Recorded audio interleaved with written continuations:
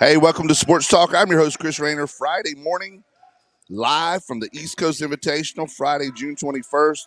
I love doing these live sporting events. Can everybody hear on the mic? Everybody hear in your ear? I hear Good, you. Ashley? Yeah, we're all good. Good. All good. All good. Ashley, remember the last one we did was the scrimmage up at Richlands High School, how much fun that was? Oh, yeah. I love doing these live events, doing it, from a sporting event while we do Sports Talk. Unfortunately, it's hard to get a lot of sporting events at 9 a.m. on Friday mornings. It really is. So next year we need to tell the PGA we want to do the golf thing at Quail Hollow. Right. Live from there. Exactly. You think they'll let us? Did you get press tickets and go to the U.S. Open? No, I had too many other things going on. I had Dave Miller's party to go to. And you missed it? And I missed it. I forgot about it. Congratulations, Dave Miller. Yeah. Well, you've been to Wilmington with the baseball team and did a live broadcast down there. We did, but it wasn't a game going on. It was just from their right, press area. Right. So I want to thank you for being with us today, Ashley, co-host. Glad also to be thank here, Robert buddy. Farley. How you doing this morning, Robert? I'm good. I'm still kind of asleep, but because I'm on PTO today, obviously. I'm here at the gym. What's PTO? Paid time off. Oh, nice. So you're still in the whole thing here, grading the officials, giving some advice, things like that, right? No, I don't have to do any of that anymore. I used to do that. But you'll give them some mentoring words if they need it. Oh, yeah. I'm more of the, like the sergeant in the Marine Corps. I'm directing people where to go, what gym they're supposed to be, stuff like that. Well, I've only done this about the last 3 years. You've been with us since the beginning, haven't you? 2001, this event started with, we had 8 teams. And now this year we've got 36 teams and 6 gyms. So it's big time now. I noticed looking at the teams and the different pods, I don't see any from out of state. Did you notice? Yeah, they're all North Carolina teams. So they've gone to all North Carolina, which is smart. Pretty much. You were having some teams from Virginia up and down the eastern seaboard. Now it's pretty much all over the state of North Carolina from here to the mountains. Well, what you have to deal with is dead periods for different states. So maybe South Carolina week or something because they're dead period. And with North Carolina, it's all the same time. Yeah. We want to thank some of our sponsors. A lot of the same sponsors will sponsor this event that sponsors us. Of course, Jones Onzo EMC is a huge sponsor of this event. Golden Corral also. And I want to thank our other sponsors, the Jacksonville Ospreys, Onzo County Motor Company, Fountain Management, Sandra Fountain, Bartley Insurance Services, Mr. Bill Mercer, Humphrey Heating and Air Conditioning, C&S Paint, Rock Creek Golf and Country Club, Golden Corral, Lane & Associates Family Dentistry, Doctors Tommy and Kim Morgan, Jones Onzo EMC, your Touchstone Energy Cooperative, Barnes Diamond Gallery, National Dodge Chrysler Jeep Ram, Bayshore Animal Hospital. Don't forget their new location is now open at 623 East Saviston Drive in Swansboro, and Southern Touch Painting.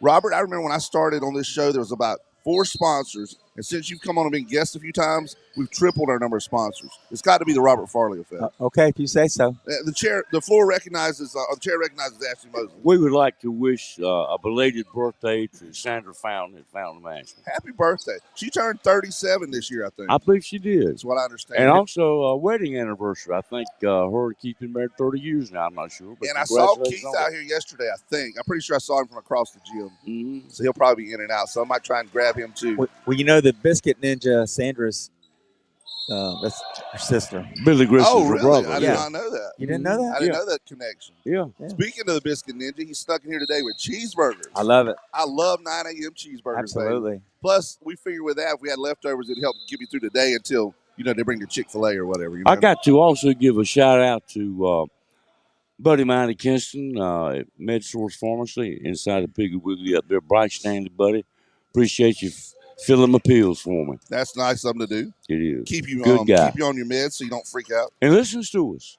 And we also want to thank another inside the Piggly Wiggly because, of course, Piggly Wiggly and Richlands is a big sponsor. Exactly. And man, that deli up there, buddy, they don't play. Thank you, Ward Sylvester and shrimp and steak, Merle Bowles.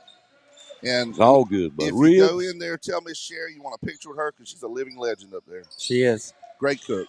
Also want to thank Helen's Kitchen for feeding us today. The Wood Ducks Report is powered by Downey's Heating and Air, Jason Humphrey. Racing Report is powered by Onzo County Motor Company.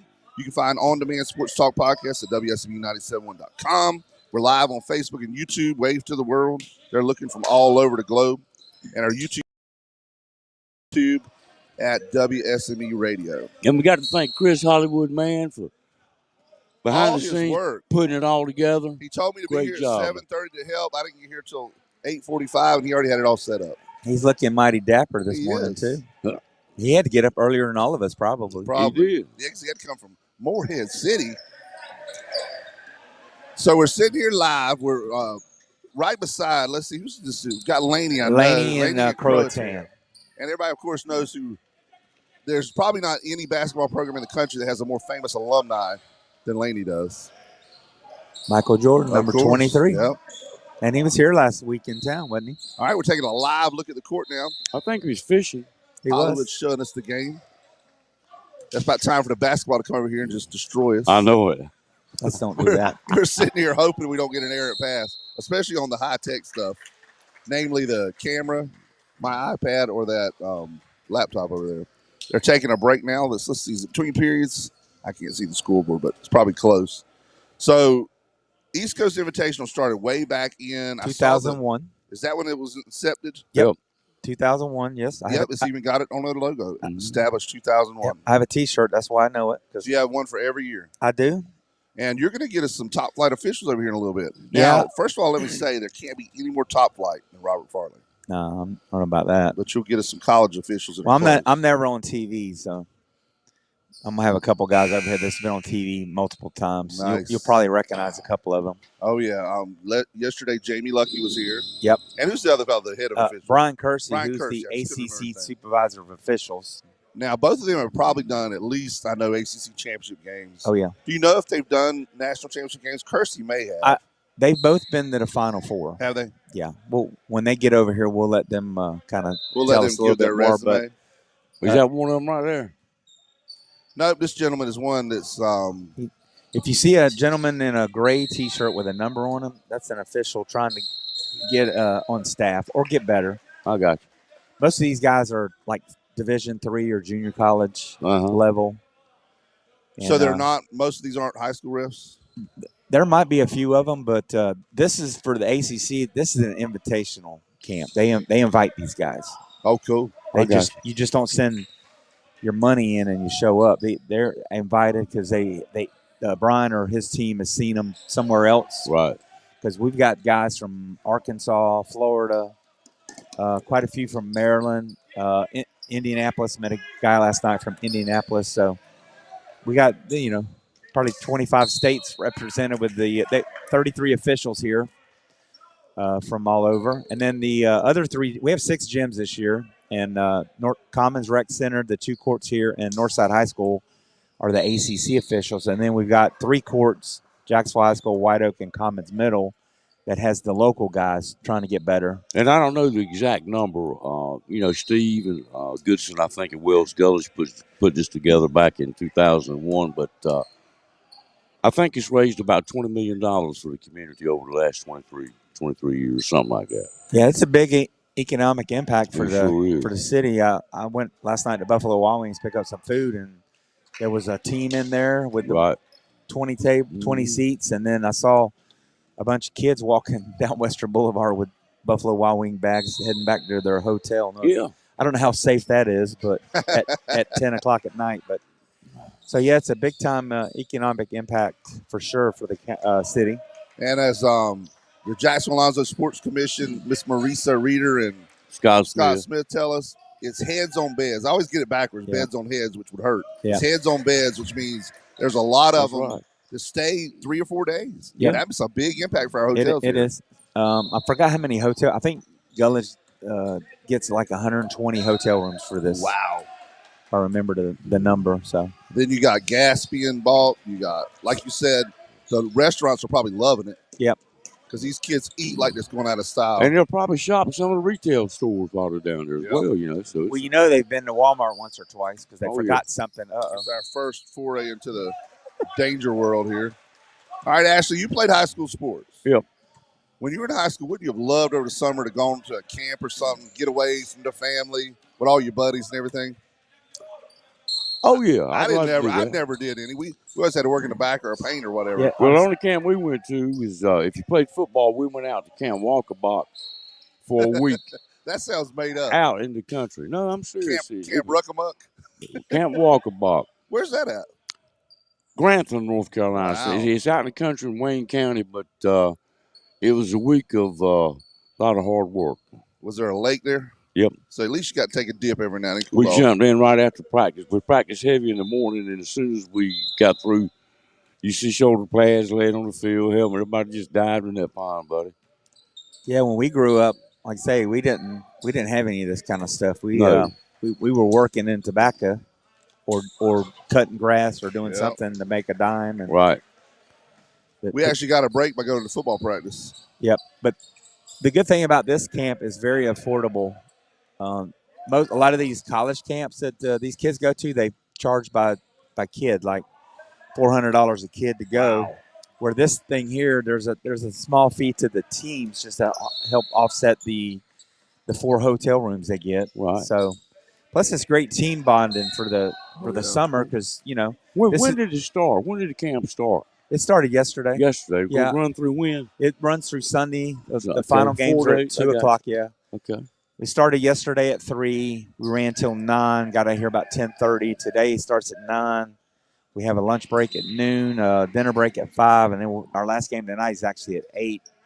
Then tomorrow picks back up at 9, runs till 2 o'clock, and then have a couple-hour break because then starting, I think, is at 5, there's the like a tournament where it's you lose, you go home. And the way it works out is we have 4 brackets. So they'll bracket the teams, and Saturday night games get a little more competitive because you've got teams that are like competitiveness. You know what I'm saying? The best team, the top teams will be in the top division, and so forth and so on. So when it comes to this day in sports, we're not going to do that one. Why?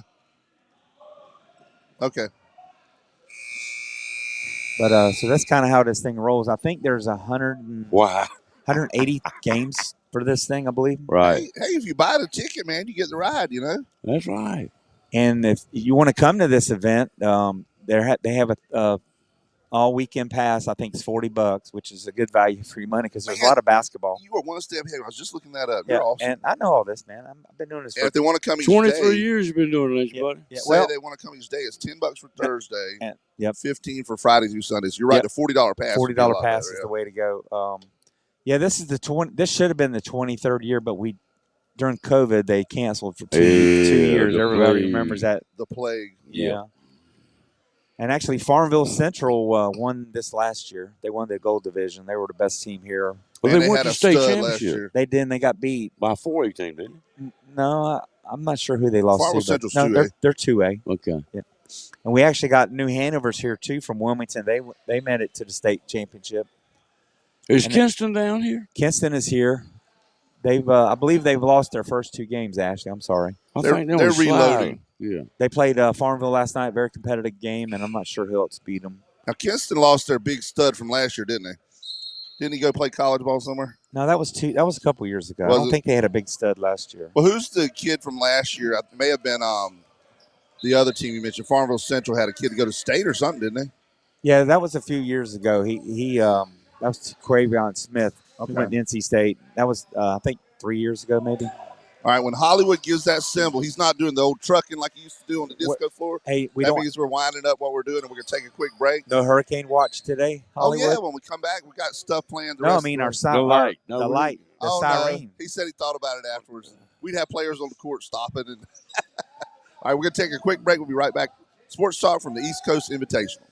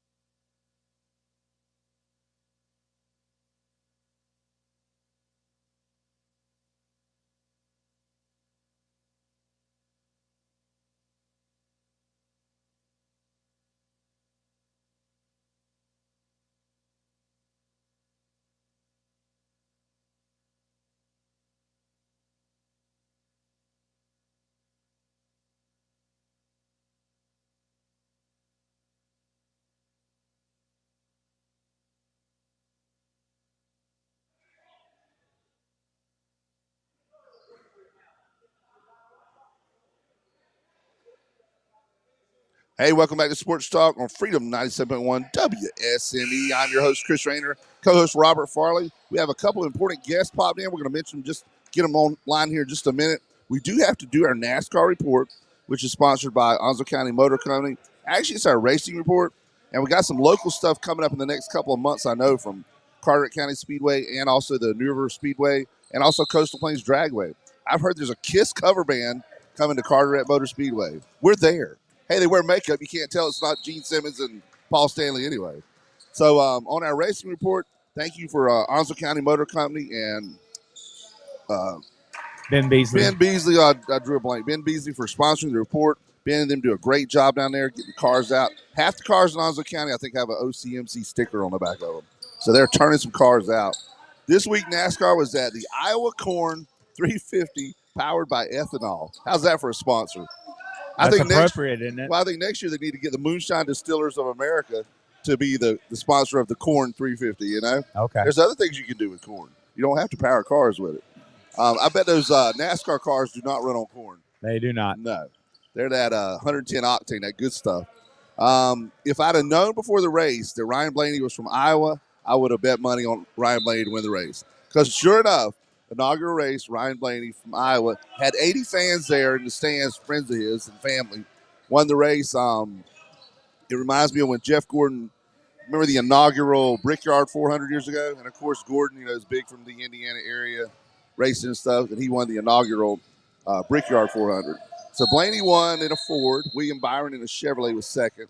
Chase Elliott in a Chevrolet third. Christopher Bell in a Toyota fourth. Ricky Stenhouse Jr., he's the guy that likes to punch people in the infield. He was fifth place with a Chevrolet. Then you had Joey Logano and Josh Berry in Fords. Alex Bowman in a Chevrolet. Daniel Suarez, and rounding out the top 10 is Brad Kozlowski in a Ford. So, did you watch the race in Iowa, Robert? I did not. I was watching the U.S. Open. That's true. That was the big deal this weekend. We'll mention that later, too. The Mad Scientist, of course, won the U.S. Open. That's what his nickname used to be. Now he's just normal player. He's kind of leveled off a little bit. But what a great U.S. Open it was. It was, and I'd love to have been there. Next time it comes to Pinehurst, we definitely try to get tickets. One of our guests here was there. Really? Yep. Mr. Jamie Lucky, who's with us today, was there. Go ahead and introduce our guest here. Yeah, we got Jamie Lucky, ACC official. I know everybody saw him on TV a lot. I don't know how he got all them big games, but he did, and he did it for a long time. He just recently retired, so we won't see him on TV anymore. Jamie, you're not a special ref anytime? No, not anymore. I'm going to take over administrative role so I don't get yelled at as much. Oh, nice. We make up 2/3 of the KISS cover band. Yes. Do you really? Yeah. And then, the makeup, you couldn't tell. Yeah, that's right. Also, we got with us today, Chris, is Brian Kersey, who's the ACC supervisor of officials, and also he has a lot of conferences that he's tied in, and I'm not going to steal their thunder and let them let you know what they do and what their role is now. And I know Brian reffed a long time, too. I think he's been retired 9 years. Is that right, Brian? That's correct. And before they start, though, I want everybody to Google their names, Brian Kersey and Jamie Lucky. Click on images so you know that that's the referee that at one time or another made a call that was great for your team or maybe not so good. So they don't remember the great ones. They can put the names with they their don't faces. remember the great ones. And they will after the concert, though, at the race this The KISS weekend. concert. Y'all coming back for that? Yeah. All right. We got Carteret Motor Speedway. You got a racetrack and a KISS concert. What more could you want? We're going to open up with Detroit Rock City. I'm going to tell you that. That's what they always open up with. They come in on that fiery pillar. Have you been to a KISS concert before? I have. Many years ago. They always open to Detroit Rock City. And Chris, Jamie's, like yourself, a big hockey fan. Oh, is he? Big game tonight. Oh, good. So you can get, well, not for me. Oh. The hockey's dead to me now. Well, I'm half Canadian, so I have to root for Edmonton.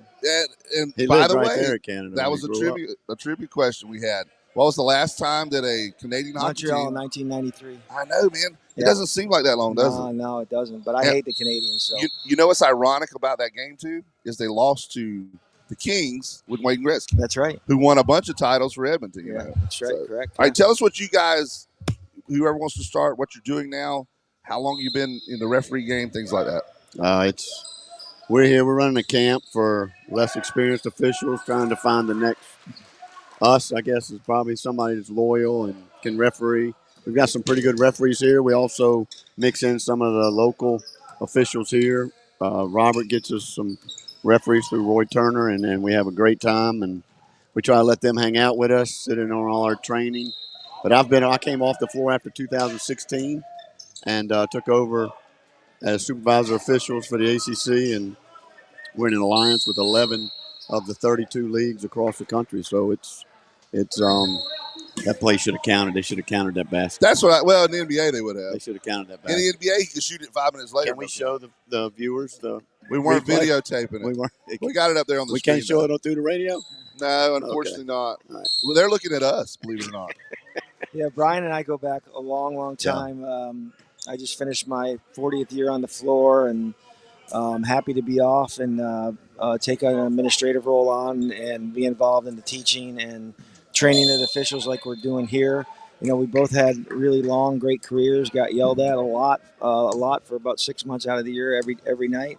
But now it's time to do something else and give back to officials what was given us by officials before us. Brian's dad was a longtime official in the NBA and ABA. And, you know, I have a mentor, and Brian mentored like Joe Forte, longtime NBA referee. So, you know, it's time for us to teach and train. And, you know, we call this a craft and give back some of that craft to some of the younger people coming up. And you said you did it for 40 years. 40 years. So my meager math skills, I'm guessing 1984. Yeah, my senior year in college, I started officiating to make a little extra money to take my now wife to dinner. So, well, you know something? I wish you were starting your career right now in 1984. That would mean Ronald Reagan's president again. So yeah, there you go. We'd have that going for us. How did you know that, Chris? 84, man. Yeah. I know a little history. Reaganomics. Yeah. That wasn't his strong suit. That was not. His strong suit was scaring the rest of the world to leave us alone. That's right. Chris, what's interesting is you see these guys on TV, and you just think, hey, they lace it up October 1st, and then they're out there till March. But their gig now is pretty much year round. I mean, Brian told me I think the only month you have off is maybe August. August, that's it. Yeah. And I love the term that Roger used earlier. He said, or Brian used earlier. He said, less. Less experience. Yeah. They're not scrubs. They're not rookies. They're less experienced. They're less experienced. Yeah. And some have been refereeing, Division I for, 3, 4, 5, 6 years, and they're just in the other, the lower Division I leagues trying to move up. With 11 leagues, we can move people up from within. So Jamie is also supervisor of Region 10 JUCO. When he came off the floor, that was something else he did, and he took over. So we can take them all the way from JUCO to Division 2, Division 3, straight into the Big South and move them, and gives us depth, and it gives us job security for.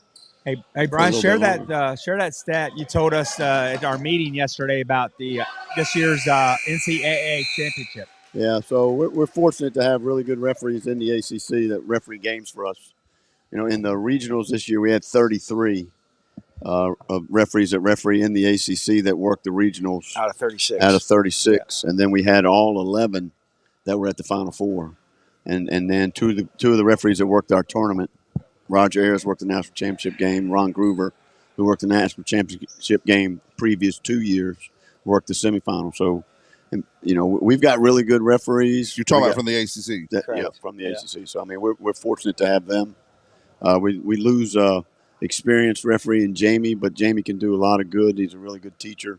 We both came up through a man named Jim Birch and Joe Forte that have helped us. Joe's still helping us. The late Jim Birch was great to us. So it's time for us to do something different. I worked my first game when I was in the 10th grade, got jumped by the losing coach. After the game, he's no longer teaching or coaching anywhere, which is, fun fact, I guess. That was 1978, 79. So that's when I started, and then we both started college. We have a lot of similarities. We've been married the same amount of time, a week apart. To different people, though, right? Well, I'm not going there. Our dads both passed away on the same day, 1 year apart. So, it's crazy, the similarities that we've got. But most of the people here, too, like Brian was saying, already have some college experience. So, just some JUCO level or D3 or D2. And, you can tell early on some of them that have potential. But also there's always a place for referees. There's never enough referees to equal the games, no matter what level. So, even if referees here don't end up in a college league or, get multiple games in a college league, they can certainly help use their training to help high school officiating, which obviously we know is Suffering right now. suffering, and there's a shortage and all that stuff. So, the dedication they show just to be here, take time out of their work, family, and stuff like that it's a great commitment. Well, man, it's tough right now being a high school referee. I see things that I never thought I'd see on the court. I see people coming on the court. Yeah, it's crazy. And not even, I see, gyms not throwing them out and stuff. They need to go. I mean, you shouldn't be on the court in a referee's face. Even in the college level, you've seen the College World Series going on now. I see more looks at the umpire than I've ever thought I'd ever see. Some of them guys would have been tossed in the old days, right to start with. Absolutely. When you drop the F-bomb as you're leaving home plate, most times that'll get you gone. In the old days, things are just kind of changed in sports overall, and not for the better, in my opinion. Well, it's one of the things that I think that everybody think they can do it. Everybody thinks they can be an umpire. Everybody thinks they can be a referee, but they can't. It's not it's not as easy as it looks from the sidelines for sure. Oh yeah, and like right now, our view of that court over there. Yep. Can you see it as good as that guy standing right there? Absolutely. I mean, people don't understand it. Even if he's maybe out of position, he made the best call from what he saw. And that's the best you can do. People think they can argue it from 50, 60 feet away. Yep. But, we invite them to come down. Come down. They can work tomorrow at noon. Yeah. Got shirts. Tell the viewers we got plenty of extra shirts. See, now, I've thought about being a basketball ref, but I'm going to stand where the guy is right here, and I'm going to be like a tennis match. Yeah. You look left, you look right. I can't do I'm not as good physical shape as you guys are. Well, we'll get you a volleyball stanchion. You can just sit up top. That's right. I'd rather do tennis, just back and forth. As long as he's got some food, he'll help you. Yeah, steady supply of food. I don't want my ribs to show like during for the match. You guys need to let him know some of the cool restaurants where y'all live to go, because this is a traveling man and he loves to eat. Oh yeah, through the high school football days and all that. Me and Brian North, y'all know Brian North, the TV broadcast for WCTI TV 12. Yeah. We were going to have a segment they were going to do on Fridays before football games called Friday Night Eats instead of Friday Night Lights. That's great. And it's a place in each town where you could go, where it's not a chain restaurant. It's like a local spot that you might ride by and say, I'm not eating there, but it's the best food you can put in your mouth. It always is. Yeah, it is. It always is. You got to know the local spots. Exactly right. I'd much rather eat somewhere that's indigenous to the area. That's an SAT word, by the way, indigenous. That's a big word. Well, not a big word, but it's an SAT word. It doesn't get used all the time. I've missed it. I missed it. After the NASCAR report, I wouldn't have expected to use that word. Don't be truckling. Hey, Brian, talk about a few of your officials you got here helping out at the camp. Yeah, we've got some. We've got everybody here is either just worked the NCAA tournament. Les Jones is here. He worked 6 Final Fours. Tim Clockerty, who just worked the NCAA tournament. Tommy Morrissey, who worked our ACC tournament and the NCAA tournament. Jerry Heater, who's got multiple NCAAs, probably 20 years in the ACC. Bill Covington Jr. and J.W. Lucas, who is one of our on-staff, less experienced officials. It's a good corporate word. Less experienced. Less experienced. He's on our staff, and he's going to be he's a really good addition that we've had for the last few years. So we bring our staff guys in from the ACC to help teach and train these people, these referees. And, I mean, we got referees here from Indiana. We got them from Texas. We got them from Florida. We got them from everywhere. How they found Jacksonville, I have no idea, because I have a hard time finding it from Virginia. But how they found an airport to fly into. But people that come to Jacksonville, there's 2 words. Marine Corps. Yep. Another 2 words are the beach. Well, it's hot. That's mainly why most people come here. So now, I want to talk to you guys about what's the biggest game you've done? Biggest game or the most memorable game that you've done? Starting with you, Jamie. Any one particular pop in mind? First of all, you both refereed with Coach Smith and Coach K. You've done their games before. Correct. Have either one of you ever had a Duke Carolina game? Multiple. I know you have. Yeah. Multiple. ACC championship. Yeah, multiple. And Final Four. That's awesome. But I would say for me that my most memorable game was a Carolina Wake Forest game before Christmas when Chris Paul, Eric Williams, those guys were at Wake, and Raymond Felton, Sean May. That was the Carolina team, and it was a triple overtime game. I remember that one. Saturday before Christmas, like 111 to 108. The late Skip Prosser was at Wake. But just one of those games that you have that sticks out in your head. I happened to work it with the late Reggie Kofer, who was a great ACC referee for a short period of time, and then Duke Edsel. just one of those games that stick out in your head. I mean, but I like Brian and I could sit here and write them down, and we'd probably come up with several that after a while you'll think, well, that one was better than that. But they were all pretty good at that level. Now Tim Duncan was before that team, right? Yes. Yeah. Yes. Now who was the Tar Heel killer for Wake Forest? Not Paul, but the guard that used to Randolph kill him. Childress. Randolph Childress, yes. He used to eat them alive. Great player. He was Great a little player. before me. Yeah. But he was at Wake as an assistant. I don't think he is anymore. But no, his son played there too. Yeah. So great ACC player. He does the ACC Network TV now. Yeah. For our games, he does a very good job. Yeah. Well, I want to do things as they pop in my mind too, because I forget them. You saw down there a layup at the other end where kids slap the backboard. Yeah. Do you ever call goaltending on that? Does he ever shake it ball enough comes to out. where? I know that one went in anyway, but if one was close and the backboard's actually shaking, could you call goaltending on that? Yeah, if it's shaking and he calls it to shake and the ball's on the rim, yeah. And you feel like that might have caused it. Because you hardly ever see it called, but that's one of those rules that's our discretion. Yeah. Which is a great rule. That's good. We like rules that are our discretion. I love things that are at my not discretion. black and white, not, textbook. Our referee's discretion. Discretion is the best thing. Let's see. 1 beer, 2 beer, 3 beers. Discretion. Correct. 100%. I want to hear Brian say what you would say your most memorable game was. I mean, again, probably Carolina State and Reynolds. Is that the one where back the with Jeff McGinnis and those guys? I mean, it was, some of those games were Carolina State. Carolina Duke games, trust me, they were great. I had Austin Rivers' last second shot. Yeah. I had the shot Chris Duhon went length to the court, and I had to pee really bad. And if he doesn't make it, I got to go to overtime. You couldn't have got the break between overtime to go pee? There's no, and I was there like 10 minutes when I finally. So, I mean, it was, those games were great. Chris have rested Camp Lejeune. Yeah. Really? To the Armed Forces. Did the all service up on Lejeune. They would bring in college guys. And they had to move the games to the morning because it was so hot. Yeah. Now, what about like celebrity golf tournaments? They ever get you guys to play in them? No, because they're worried we'll hit somebody on they're worried on the you'll be sticklers on the rules and stuff. Plus, it takes them like 5 hours. If Jamie and I play golf together, we can play 18 holes in about 2 hours and 20 minutes, and we're done. A guy will go and roll one around a little bit. You'll pull out the PGA rulebook. Exactly right. Yeah. Well, if they saw a bunch of referees out there in the Captain's Choice tournament, they all might just hit the ball right at us anyway. Exactly. That's Captain's Choice. Act like it's an accident. Yeah. Exactly. Yeah.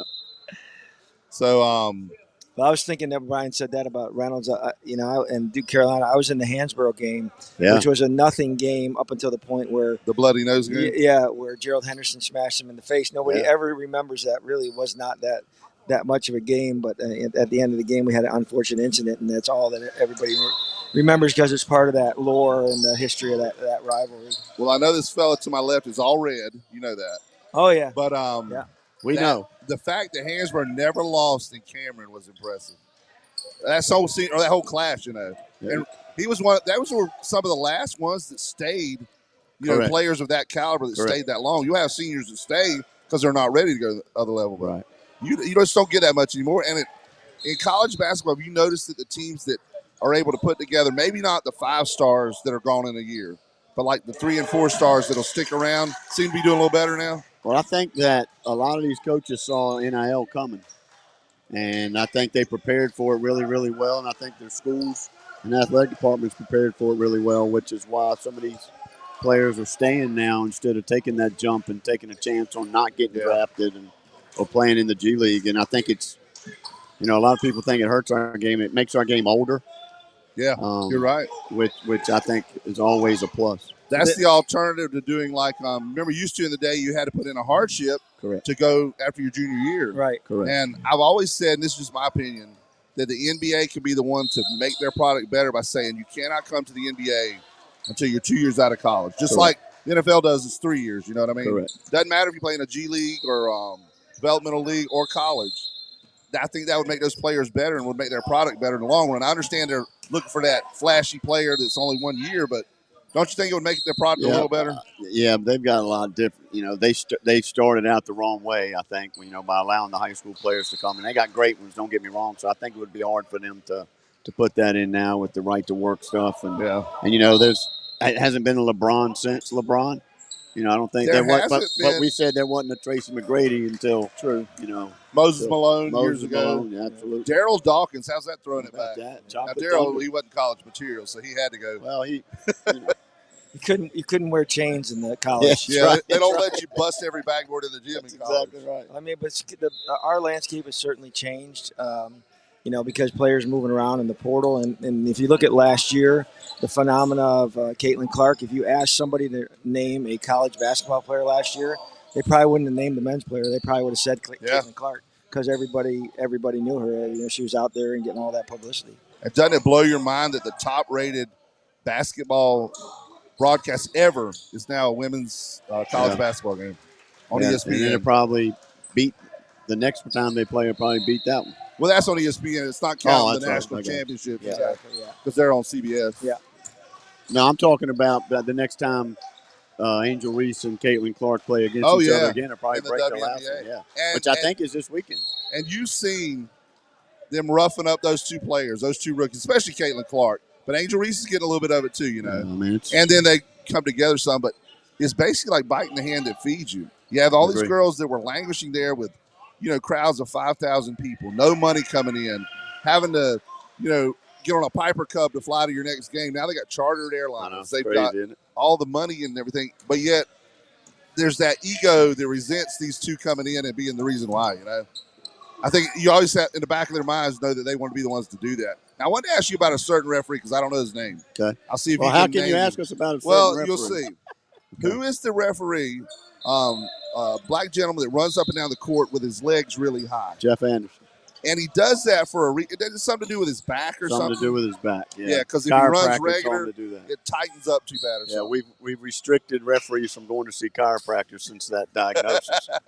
He does some games for you, doesn't he, Brian? Yeah, he does. He does. Yeah. Now, is he an ACC ref? He's primary in the Big Ten, but he referees games in the ACC. Okay. Yep.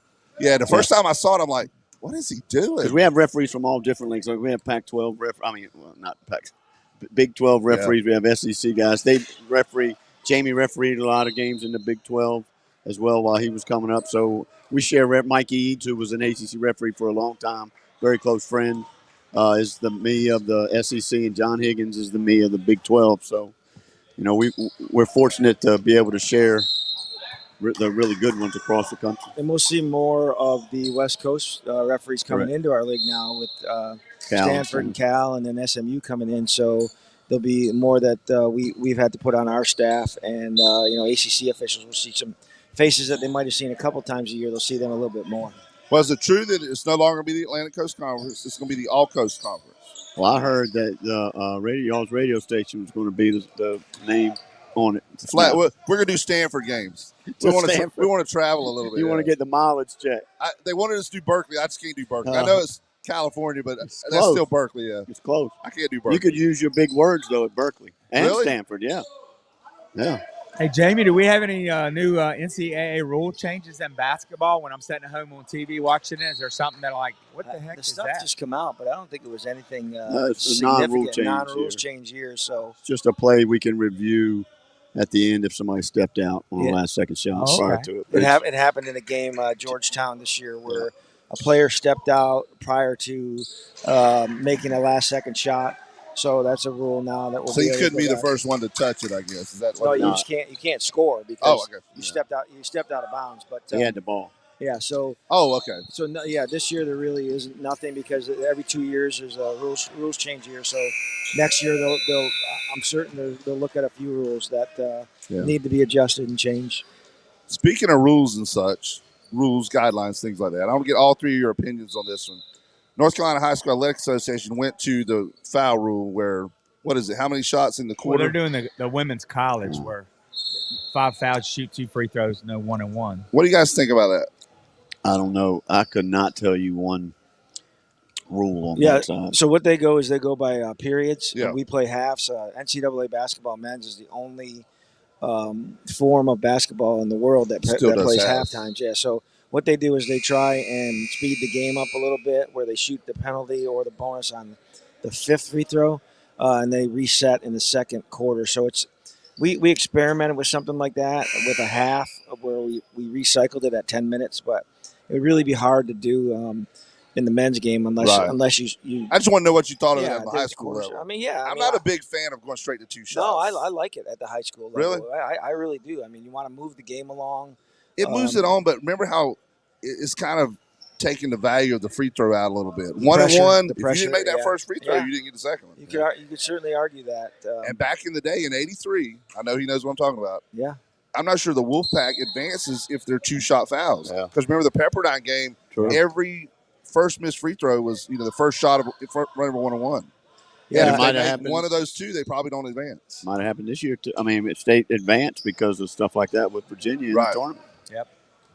So I guess I'm just an old dog. All right, we're going to wind it up here, take a quick break. We'll be right back at the East Coast Invitational live here courtside.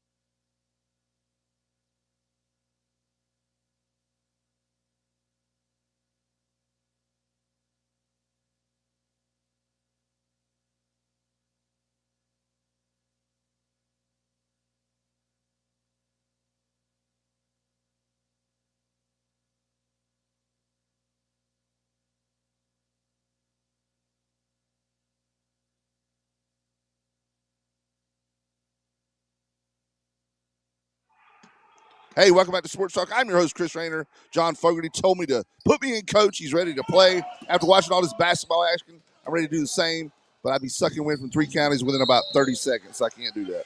So we're going to have our Wood Ducks report. Down East Wood Ducks are 35-30 in the standings right now, third place in the Carolina League North.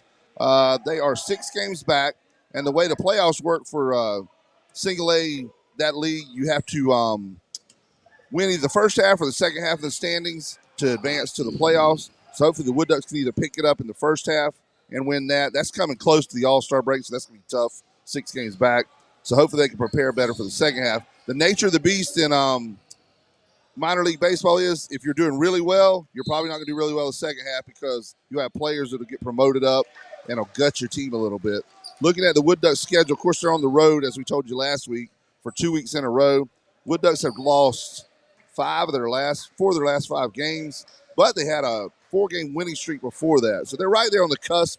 Still have 5 games over 500 or a 35-30 record. They're at Fredericksburg all this week. They're 5 games behind the Mudcats, I believe. 6 games back, but they're 5 games over 500. So they're right there. Right. Mudcats are leading that division.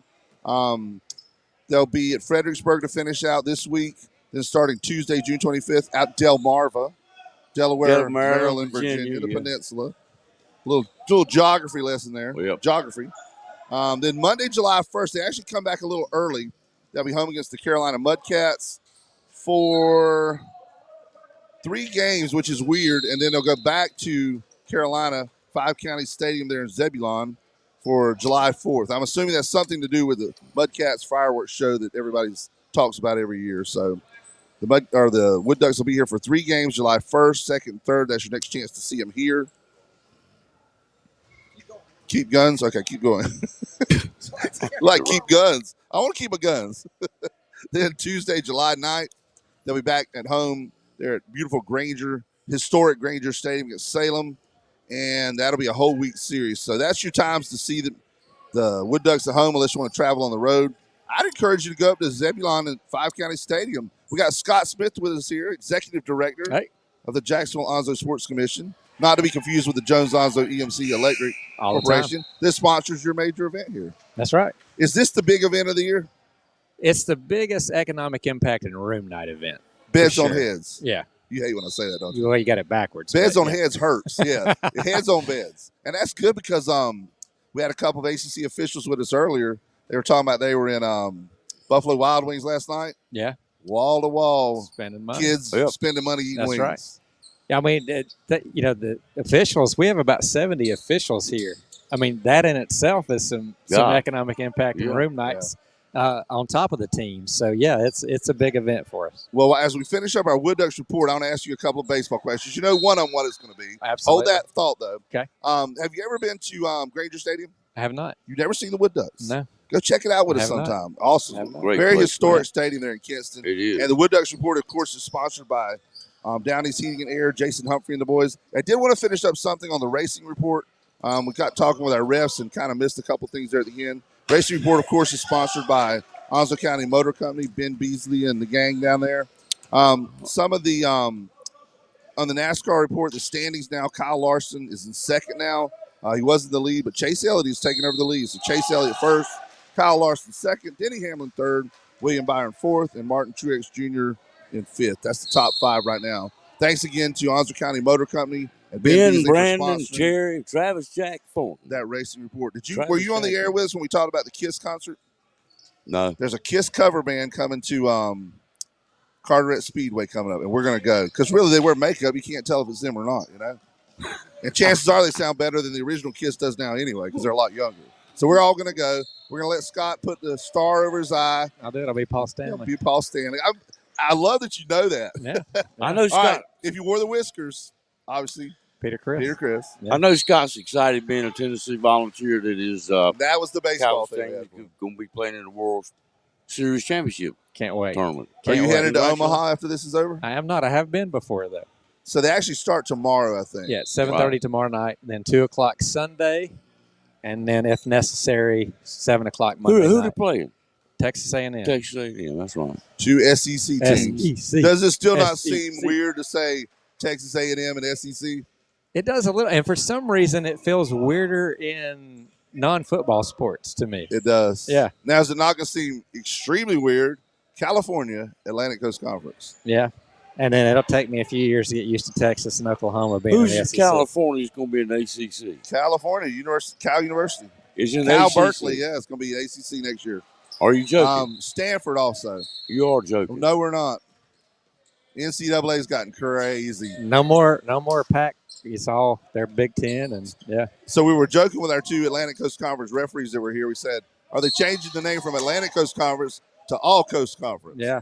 Because, man, I don't know what they're going to do. I mean, eventually it'll be just one conference. There won't be no ACC, no Pac-10, no SEC. Then everybody will be like an independent again, like it used to be. Well, I hope so. I could see it being two. Big Ten and SEC seem to be gobbling everybody up. Yeah. You know, Florida State's trying to get out of their deal. They obviously aren't doing that, not knowing what's next. Well, so I know I'm an old guy that don't like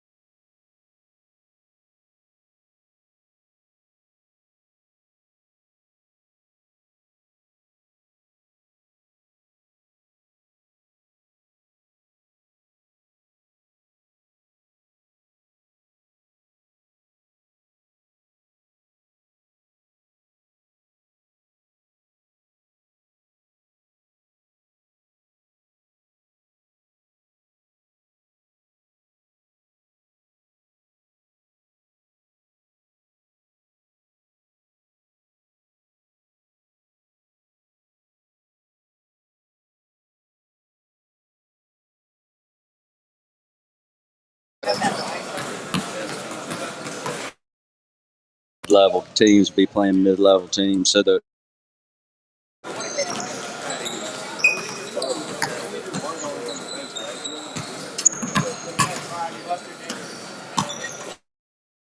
does the tournament work? Will it break it down by how they finished? So you have the teams that didn't do as well playing against other teams. I think it's going to be the top. It's either top 3 or 4 out of each pool, and then you go down. I think and then we'll go down 2, 2, and 2, or 3, 3, and 3, and then we'll do a single elimination tournament starting on Saturday afternoon. And if you win, you stay. If you lose, you pack it up. It's like the NCAA tournament, man. You pack up the same night and go home. And there's a ton of basketball to see. We've just scratched the surface. So still time to come get that $40 all tournament pass, right? Well, let's see. What do we have today? 15. Tomorrow, 15 and 10. So we really it's the tournament pass. It's the same same. thing. Yeah, it's the same thing. So if you miss the first day, it's about the same thing. Right. And looking back over the years, you've been with this thing every year. I know you were at Kinston when it started, right? No, I was actually at Jacksonville. Jacksonville, that's right. Yeah, when I was coaching in Jacksonville High School. And then you went to Kinston, and now you're of course at Ashley. Do you live in the aviation community there with your own airplane and everything? Man, no, but I go by there every day. There's one plane in there. Somebody's got a P-51 Mustang. Really? And I'm gonna tell you something. When that thing comes, and it is what do you call it? Stainless steel looking. It's polished up, buddy. Like and chrome look. It's got chrome looking, and when he comes down that daggum thing and he pulls that yoke back, that unmistakable sound. Yes. I mean, it's those things have it's like a Rolls Royce engine in them. They do, and it's that sound that those Japanese Zeros hated to hear back at the end of World War II, because that was one of the planes. I'm a big World War II buff, and that's one of the planes that changed the war. Yes, I mean, it was just a lot faster, more mobile. To start with, the Japanese had us beat. We had Dauntlesses and Buffaloes, they call them, and well, listen, and those the Zeros sound, were man. killing It's the sound of freedom, so, and that's so he's got it like pristine condition. Oh yeah, it's been just a refit, and I don't know the guy personally, but when we're out there on the track or we're doing something outside, when he cranks that thing up, nice. I make sure that we're standing outside because I love to see that thing come screaming down that runway. It's the equivalent of if you got a guy that lives in your neighborhood that's got one of those drag cars, like the actual, like not Top Fuel, but like one that actually he said blah blah blah blah blah blah, Yes, sir. Thing. Yes, sir. You hear those rockers, that camshaft in there getting after it. And in case you haven't been on the air with me before, Scott has. Scott knows I'll go down a rabbit hole real quick, so I'll get off task. Back on task though. Looking over the tournament, the years you've been here, every year, of course, top players, excuse me, that come to mind. Top alumni that you had. Did Brandon play in this one, Ingram? Yes, I think I knew he did. when we started off, R.J. Reynolds. It was Rayshon Terry's group. Those guys came in. Ish Smith, who's been in the league forever, with Cabarrus County. I mean, you go on down Rayshon Dickey, you go down the line, Percy Harvin, who played for in the NFL. So we've had football alumni in here, as well. Quentin Copels, and then, golly, it's just Reggie.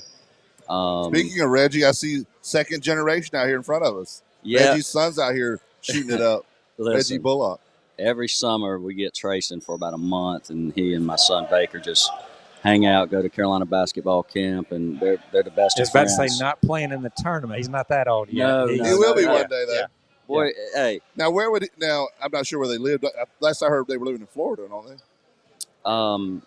No, Trayson lives with his mom up in Baltimore. Okay.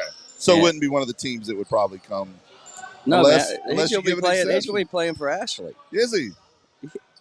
Yeah. So you got to put your work in early. You'll get Reggie to have one of those aviation community houses down there. Look, Reggie bought an island in Belize, so I think he could buy a house in Carolina. Yeah, we're going to we do a basketball camp in Belize too, which is really cool. So, really? Yeah. So Baker and Trey get to go down and really put kids through different things. But who do you have doing your streaming network down there? You know where I'm going with this. Yeah. I think it's a coconut tree, and we rub sticks together. I'm fine with that. All I need is free airfare, transportation. Well, I'll go there too. Scott will go with me. The top sponsors of this event get to go to Belize as well. That's That's right. nice. That's right. That's right. But no, it's just we've added and added and added, and of course, Steve and Jones Onslow and Scott and the Sports Commission and just everybody. Bobby Mills and Bob Mills with Bob Mills Mitsubishi. They don't get enough credit. They're so humble. I mean, I'd love to see them drive a car in here and have it in the corner or something. Are they still a sponsor this year? 100% they are. I didn't see a banner up. I need to make sure I mention them then. Listen, please do, because, they're so humble when it comes to those things. They, Right. Sometimes they're so busy selling cars, they'd rather give back to the community and let the product sell itself. But I did get a chance to see Bobby the other night, and I'm like, Bobby, I know you guys go to car shows and different things, man. Just how hard is it to get us a banner in here? He goes, we'll get it next year. Well, I'll make sure I mention it then. I was just reading the banners earlier when we did the sponsors. Now, have you been to their lot down in Myrtle Beach? I have not been down there yet. It's right in front of the old Myrtle Beach Speedway, which used to be Ah. a Busch Series race on the circuit years ago. Yes, I and know it broke exactly. my heart when they tore that speedway down. Ah. It's just one of those old iconic speedways. But it's right down there, more towards Conway area down there. But Right. yeah, they got it going on, man. Every time I talk to them, they're in Dallas doing something, or I think they're getting ready to open a lot or something down there because they're in Dallas all the time. Great family. Yep. Great family. Just philanthropists for our community And we here. really appreciate their sponsorship of this event. Sure. And they just opened up a Chevy dealership in Darlington. Woo, you talk about iconic. Yes. Me being from Rockingham, growing up around NASCAR, it's just, I love to see those types of things. But And I would love to see Rockingham get back on the circuit. I think it's time. it's with been all time. the great thing that happened at North Wilkesboro, bringing it back from the ashes, and the response they got with that track. I think it should be a neon sign saying Rockingham needs to reopen, but they need to get some hotels, make it a destination. I mean, some of the greatest golf in the world is near Rockingham. Go ahead and make 20 it. miles. Make a few golf courses there. Make it where it's something year round. You know what I mean? My With brother. your kind of money, you can make that happen. Yeah. My brother's the sheriff in Richmond County. Richmond County. Yeah, you know what? We need some more stimulation there. Just like every small town seems to go away when we lost, Legs and Haynes and our paper mills back when fabrics, back in the late 80s, early 90s. It just never really recovered from there. Well, when I saw that sign on one of the NHL websites, the people are paying $85 to park for the Panthers games, the Florida Panthers. Holy cow. $85 for the Stanley Cup parking. And I remember Penske at his track there at Rockingham never charged for parking. Remember that? Yes. It was for free parking. I mean, you had all those open fields.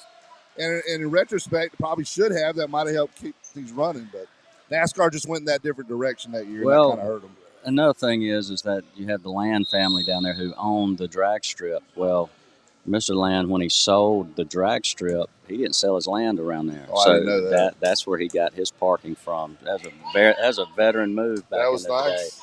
But hey, and all of the, we're talking about parking here, right?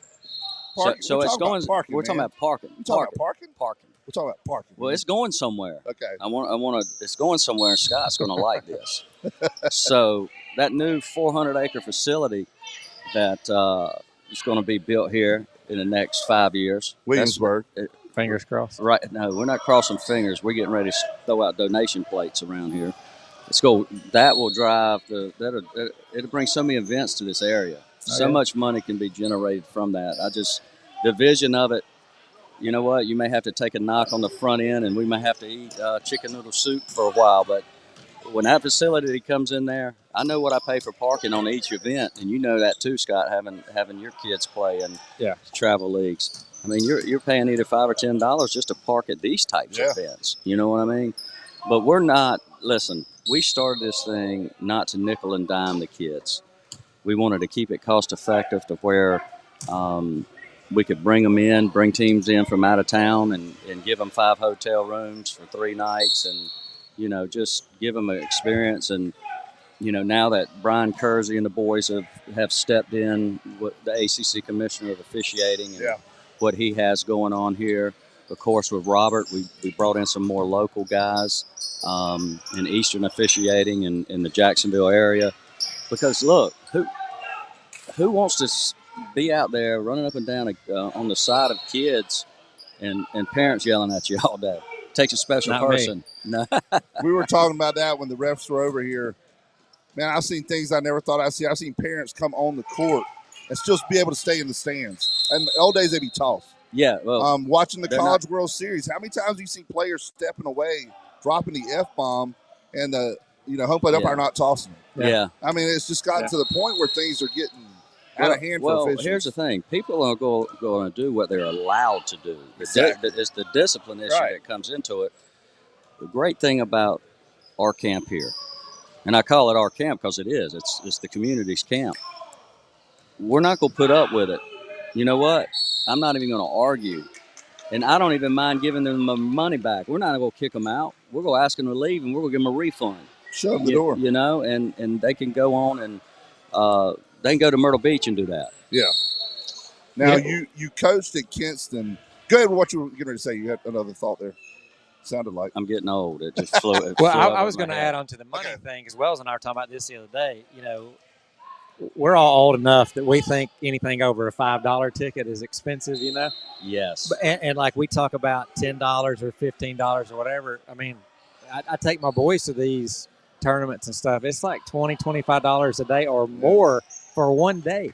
To get in. Yes. To get in. So this is still cheap by comparison. A lot of bang for your buck. And look at all the quality players you're seeing.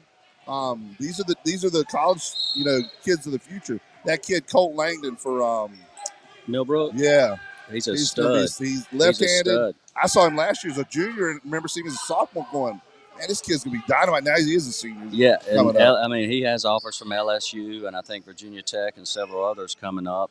There's some sprinkled in big time Division I kids that are going to in the next couple of years are going to be really, really good. Unless it's an offer from Tennessee, it's not really big time. Hey man, Look, I'm a Rick Barnes fan, man, and my good friend Brian Lentz is down there. He used to recruit this event, and he's one of his assistants at Tennessee. So, yeah, man, I get down with Tennessee. I like the SEC. Just had a kid from White Oak go to Tennessee for football. Yeah, really? I saw that. Yeah. Huge. So you did finally sign with them? Yeah. And the best thing about Tennessee, of course, is their colors. That That's right. orange, it's the most beautiful color in the world. The chair recognizes Ashley Mosley. Hey, buddy. Are you related to a guy named Glenn Gullidge? I get that all the time out of Snow Hill, North Carolina. Huh? Out of Snow Hill, North Carolina. No, sir. I'm not. My Gullidges, my side of the family comes from the Monroe area. From Monroe, Wingate College. Stanley County. It's actually Union. Right before you get to Charlotte. Right before you get to Charlotte. Monroe, yes, sir. I grew up in Richmond County, which is Rockingham. So you grew up with Randy Wingate University. Yes, sir. I never get asked that with Smith as a last name if I'm related to somebody. Are you related to John Smith, the guy that checks in the hotel all the time? I'm sure I am.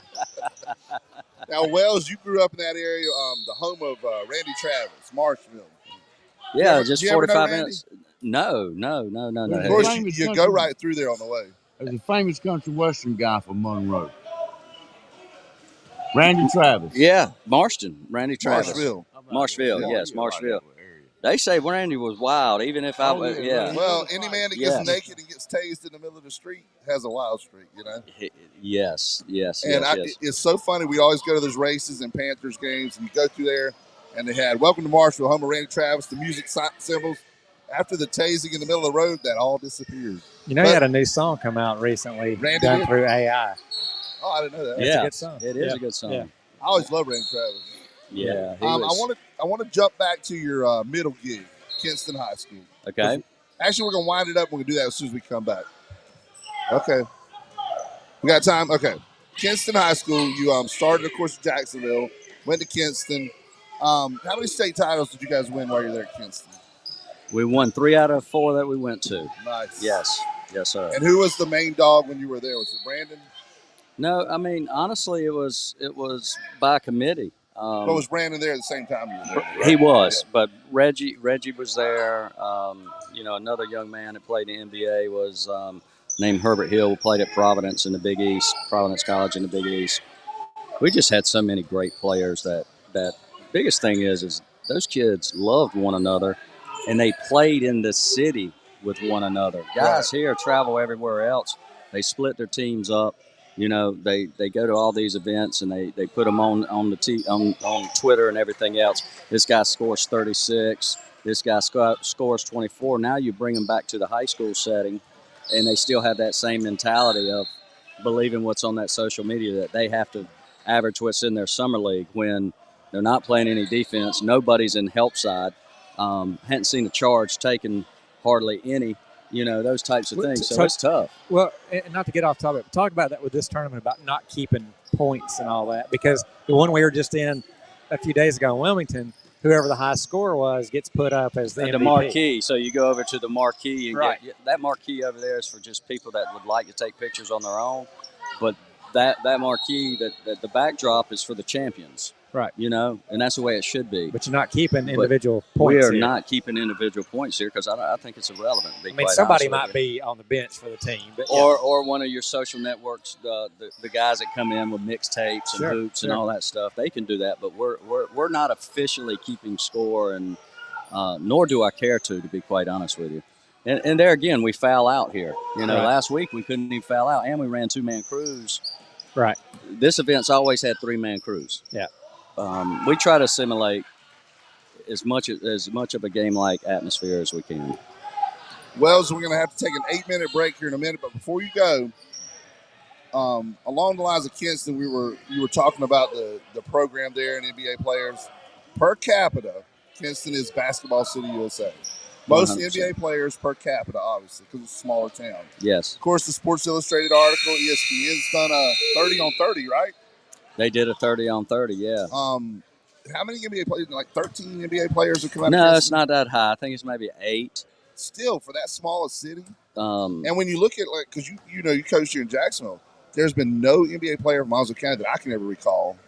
Closest thing was probably Benji. Or Schuler. Right? Or Schuler. Yeah. Schuler, because Schuler had a wonderful career overseas. Yeah. You know? At one time, this was just like 3 years ago, somebody told me that no one from Onslow County had ever gotten a D1 scholarship. Is that still true? Oh, no, not in basketball. No, because Greg had over at White Oak would feed Hampton University with his guys. Well, and Benji there at Richmond. And all right, so maybe as a Power 5. Maybe that's maybe Power 5. No, I believe that. Because Jamal Schuler was at DCU. Yeah. And of course, you had years ago Marvin Phillips Jr. from Southwest went to UNCW, and they're Power 5. No. Maybe we don't even have a football team. Hey, but they beat Kentucky this year. They did at Rupp. Yeah. Okay, Calipari. What's your thoughts? I mean, you think there's wins getting ready to get vacated by Kentucky like everywhere else has been? What was the reason you think he left? Just saw the handwriting on the wall that it wasn't going well, and probably next year was his last year. Well, the formula it doesn't work. It doesn't work. You cannot bring boys into a man's game. You can't bring 18-year-olds, 17, 18-year-olds. Your whole team. Yeah. And play against 21, 22-year-olds. It just their minds are different. Your frontal lobe's different. There was one team I remember that won with one and doneers, and that was Calipari's Kentucky team. Other than that, you're right. The formula of having those players that stay 2 or 3 years now, that's working better.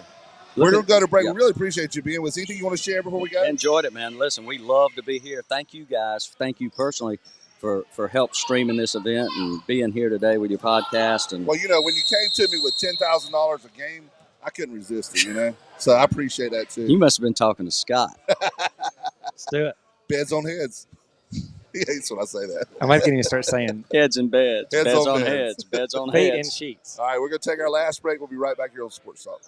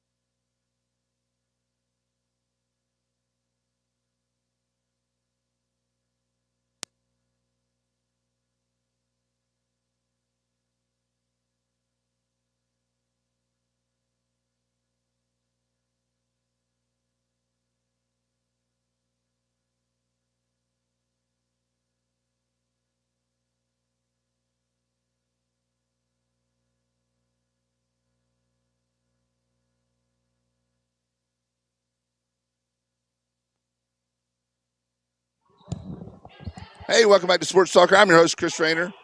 Joined at the table here by Ben Robertson, who's doing some of the streaming stuff for the tournament here. I don't have anything in my ear. And we still have Scott Smith with us. Are you going to stick around, Wells, or talk a little more? Yeah, we'll do a second. All right, jump back in. We got 4 mics here. We got Ben on the mic. We got Wells Gulledge. We got Scott Smith from the Jacksonville Sports Commission.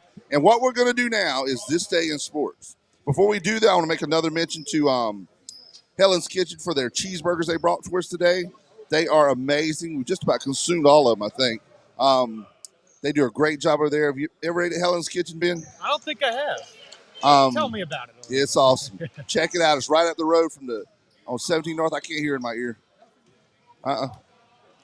You can? It's fine. Yeah, I can hear. I just want to make sure everything was okay. I can hear for y'all, yeah. We're going to do This Day in Sports History. You don't want to jump in here, Wells? Oh, I just had it. A little bit more. There you go. Perfect. All right. We're going to start off. What we do here, Ben. First of all, Ben, tell us what you do. So I finished up. I work primarily as a play-by-play broadcaster. So I finished up working this past year at Wingate University, a little D2 school outside of Charlotte, about a couple hours south of here. And then Todd brought me back down here for the first time last year. He picked me out. I was working summer baseball up in Virginia. I said, hey, you want to come work this tournament? Said sure, and then signed on for another tour this year, and honestly just had a ton of fun. I mean, some of the best talent in North Carolina coming together, some of the best players. So 2 years in a row, it's just been a pretty awesome experience. A lot of 5-star recruits, great coaches. We were talking about Helen's Kitchen. Before all this is over, I'm going to take you there. Cool. Because the cheeseburgers are good, but, man, their regular meals are dynamite. We got lunch somewhere. We all did the first day we were here with Todd. I want to say it was right across the street, maybe at the tavern. Maybe, yeah. I had a French dip. It was delicious. The local places, you can find those local ones like Helen's Kitchen, man. Their country food. You like good country vittles? Oh, it's good. Their chicken's good. Everything they have is good. So we'll get over there to Helen's Kitchen before it's all over. Thanks again to Billy Grissom and Helen's Kitchen for feeding the crew here. And the best pot roast in the world is at the Golden Corral. Best pot roast in the world, he says. Golden Corral. All right, we're going to jump into This Day in Sports. I'll start, and we'll kind of just go around the horn here. You got one there, too. In 1914, the 46 Belmont Stakes, Merritt Buxton aboard McLuke. Okay, Merritt was the person. Luke was the horse, apparently. McLuke sounds like a person. It does, don't it? Wins in 2 minutes and 20 seconds. Could you run that in 2 minutes and 20 seconds, Ashley? What? If you were riding on that horse, could you get down there in 2 minutes? In the Belmont's a mile and a half? Would you make a good jockey? Yeah, probably. All right. You're still going? Go ahead. That's good. This day in 1836, American sprinter Jesse Owens sets a 100-meter world record of 10.2 seconds. If I ever run the 100 meters in 10.2 seconds, shoot whatever is chasing me. Yes, please. All right, 1940, Joe Louis TKOs Arturo Godoy in 8 for heavyweight boxing title. Joe Louis was 137 years old when he knocked out Arturo Godoy.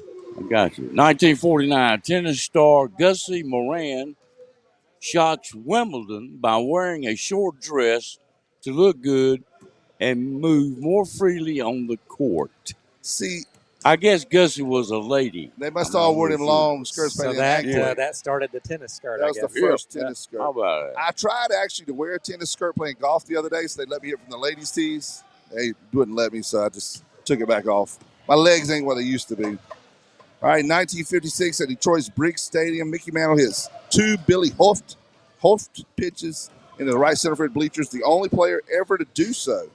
I got to clarify. Is he the only ever to go into right center? Or only 2 off Billy Hoft? Yeah. I don't know. Interesting. All right. 1960, Floyd Patterson becomes the first man to regain the world heavyweight boxing title when he KOs Ingemar Johansson in 5 in New York. Very good. Whenever in doubt, just say it fast. Ingemar Johansson. 1966, U.S. Open men's golf, Olympic. What is CC? Country Club. Country Club. Oh, okay. Billy Casper erases a 7-stroke deficit on the final 9 holes to tie Arnold Palmer. Wins Monday 18-hole playoff by 4 strokes. And that, of course, is one of the differences with the U.S. Open. If you have a playoff, it's 18 holes the next day. Not anymore, it's not. It's not anymore? Would they go to a 3-hole aggregate or something? I think so, yeah. All right, let's see. 1973, San Francisco Giants Bobby Bonds sets the National League record with 22 leadoff home runs. Of course, he had a famous son that hit a few dingers, too. Yeah. Is it me? Yeah, 1980 Panamanian boxer Roberto Duran takes the WBC welterweight title from Sugar Ray Leonard at Olympic Stadium in Montreal by unanimous points decision. And then, of course, was well known for No Mas. No Mas. There's a lot behind that No Mas story, though. No buddy. Mas. Good movie. You ever seen Hands of Stone? No, I need to see that. Pretty good movie. 1982 U.S. Open men's golf, Pebble Beach. Tom Watson wins his only U.S. Open by 2 strokes from Jack Nicklaus. I'm assuming that's golf links. We'll go with that. It is. Golf course, country club, golf links. Mm-hmm. And that was the thing that we talked about before when we talked about the GOAT in golf. A lot of younger people say Tiger Woods.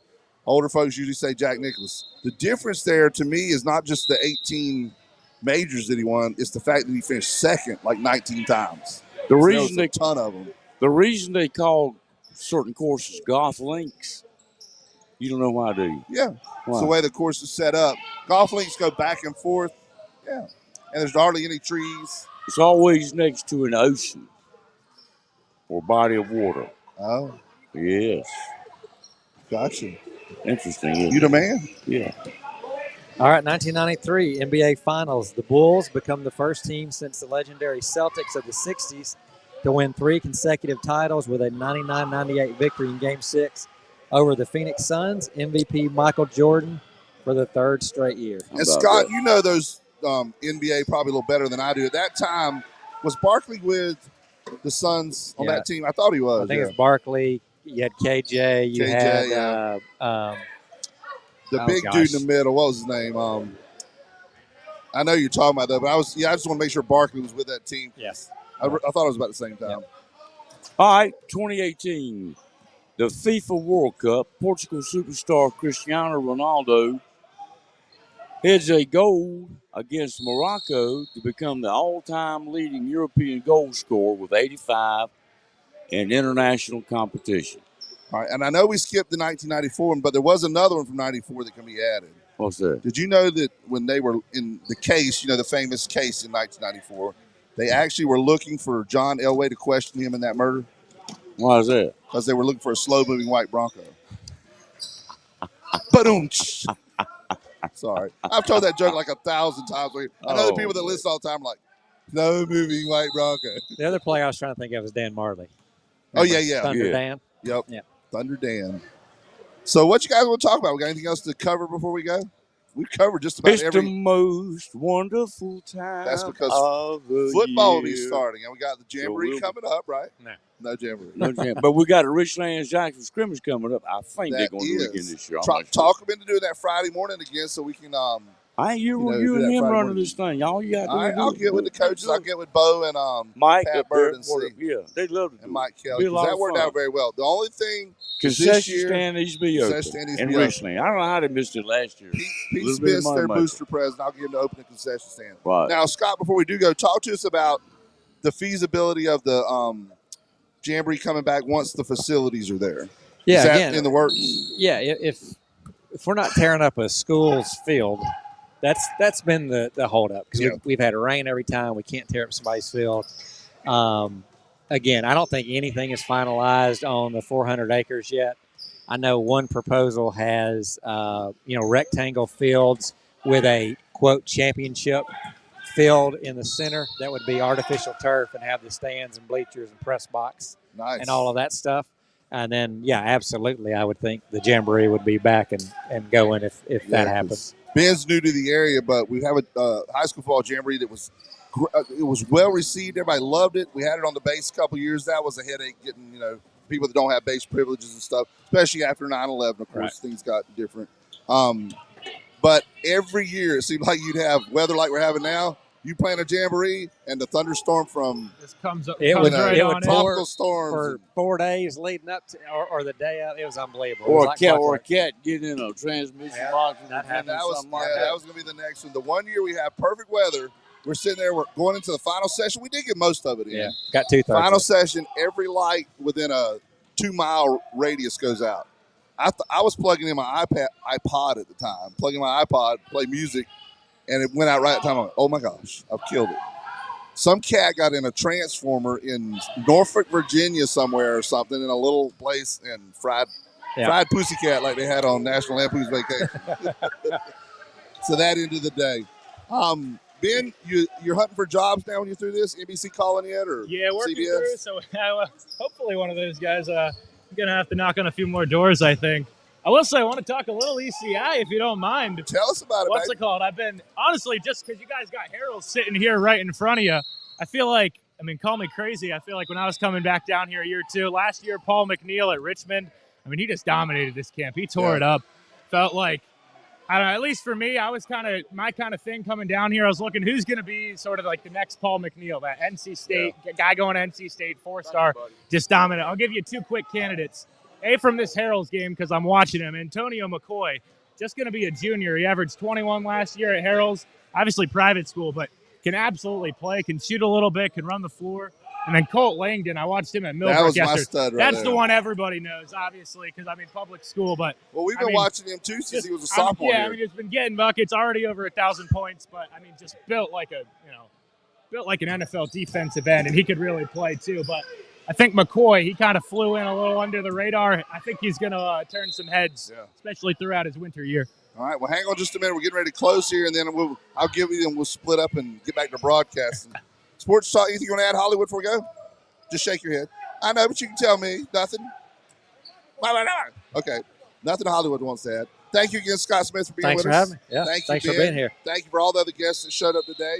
Sports Talk is powered by the Jacksonville Ospreys, Onslow County Motor Company. By the way, the Ospreys have a game tonight, 6:30 p.m. at the Jack Amiette Park. We'll be broadcasting that, too, on our other streaming service. Make sure you come out to the game and support your Jacksonville Ospreys. Onslow County Motor Company, Ben Beasley in the game. Fountain Management, Miss Sandra Fountain. Bartley Insurance Services, Mr. Bill Mercer. Humphrey Heating and Air Conditioning. CNS Paint. Rock Creek Golf and Country Club. Golden Corral, a big sponsor here also, as is Jones Onslow EMC, your Touchstone Energy Cooperative. Lane and Associates Family Dentistry, Dr. Tommy and Kim Morgan. Barnes Diamond Gallery, National Dodge Chrysler Jeep Ram, Bayshore Animal Hospital, new location is now open at 623 East Sampson Drive in Swansboro, and Southern Touch Painting. Once again, a huge shout out to Helen's Kitchen for providing us with these delicious cheeseburgers here. Everything there is good. Go by and check out their lunch and dinner specials today. The Wood Ducks Report is powered by Downey's Heating and Air Conditioning, Jason Humphrey in the gang. And, of course, the Racing Report is powered by Onslow County Motor Company, Ben Beasley in the gang. Make sure you check us out on YouTube at WSBRadio.com. Of course, we're always live on Freedom97.1.com. And we will see you guys next week on Sports Talk. Which one?